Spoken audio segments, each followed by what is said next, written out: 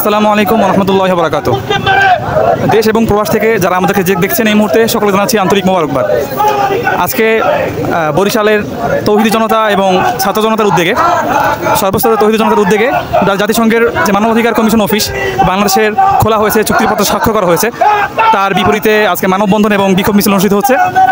তো আমরা সকলে জানি যে আমাদের জুলাই বিপ্লবের পরে ইন্টারিম সরকারকে আনা হয়েছিল দেশ সংস্কার এবং দেশের উন্নয়ন কীভাবে অগ্রগতি হয় সেই দিকে নজর দেওয়ার জন্য। বাকি আমরা এক বছরের পরেও দেখতে পাচ্ছি যে দেশের তো আপনার 1% সংস্কার হচ্ছে না, উল্টো আমরা দেখতে পাচ্ছি যে পতিতাবৃত্তি যারা করতেছে তাদের সংস্করণ হচ্ছে, পাশাপাশি সমকামিতার প্রমোট করা হচ্ছে সম্পূর্ণ পশ্চিমা মদদে।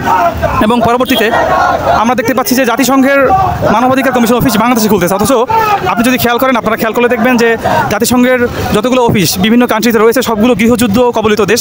এর মধ্যে সিরিয়া আছে, আফগানিস্তান রয়েছিল, গাজাতে আছে, কিন্তু বাংলাদেশে এমন কোনো পরিস্থিতি হয় নাই যে এখানে মানবাধিকার কমিশন খুলতে হবে। পাশাপাশি আপনার এটা একটা দেশের আপনার মান ক্ষুণ্ণেরও ব্যাপার, কারণ আমাদের দেশের পরিস্থিতি আলহামদুলিল্লাহ খুবই ভালো, সেক্ষেত্রে আমাদের কোনো মানবাধিকারের দরকার নেই। আর এই মানবাধিকারের পিছনে রয়েছে একটা গভীর ষড়যন্ত্র, যা আমরা সবাই জানতেছি। যে আপনারা এটাও জেনেছেন হয়তো যে বাংলাদেশের মানবাধিকার কমিশনের যে প্রধান, সে একজন নিজে সমকামী এবং সে তার সমকামী সঙ্গীকে নিয়ে বাংলাদেশে আপনার রাত্র কাটাতে যাচ্ছে। এটা আমাদের মুসলিম উম্মার জন্য দুঃখজনক। বাঙালি মুসলিম হিসেবে আমরা তীব্র নিন্দা জানাচ্ছি। যে পাশাপাশি এর মানবাধিকার, যদি আমরা বলি যে মানবাধিকারের কর্ম কী, তাহলে দেখবেন যে গাজায় হাজার হাজার মানুষ সেই 7ই আপনার অক্টোবরের পর থেকে মারা যাচ্ছে, প্রতিনিয়ত হাজার হাজার শিশু খুন হচ্ছে, সেক্ষেত্রে কিন্তু মানবাধিকারের কোনো আওয়াজ নেই। আপনার মুসলিম ভারতে ইন্ডিয়া মুসলিম নির্যাতন হচ্ছে, আসামে আপনার গ্রামের পর গ্রাম একাধারে ধ্বংস করে দিচ্ছে, কিন্তু সেখানেও মুসলিমদের নিয়ে কোনো মাথা ব্যথা নেই এই কথিত মানবাধিকারের। কিন্তু এই মানবাধিকারের কাজ হচ্ছে যে রাষ্ট্রের মুসলিমরা শান্তিতে আছে, অন্য ধর্মাবলম্বীরা শান্তিতে আছে, সেখানে গিয়ে একটা ধর্মীয় দাঙ্গা তৈরি করা, ধর্মীয় বিভিন্ন ইস্যুতে হস্তক্ষেপ করা।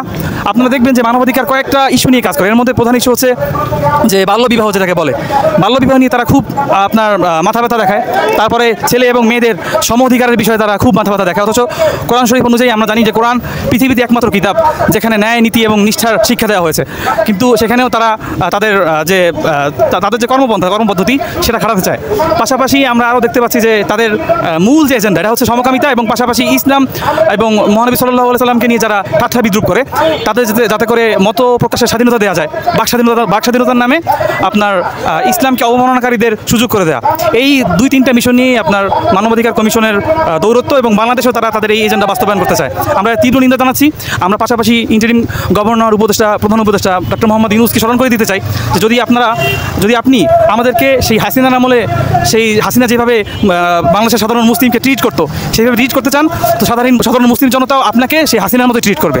আর আপনি এটা আর আপনাকে ভাবার জন্য বলা হচ্ছে যে আপনার শেখ হাসিনা যতটুকু পাওয়ার ছিল আপনার কিন্তু তার সিকিভাগও নেই। সুতরাং আপনার নিজের ইন্টারিমই কিন্তু একদম নরবরে অবস্থা।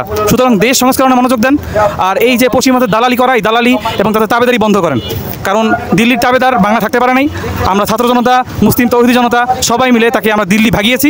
সুতরাং আপনার যদি অবস্থা এরকম হাসিনার মতো হয়, তো আপনাকেও আমরা ইনশাআল্লাহ সেই আপনার যে কাঙ্ক্ষিত আব্বুর দেশ আমেরিকাতে প্রেরণ করবো ইনশাআল্লাহ।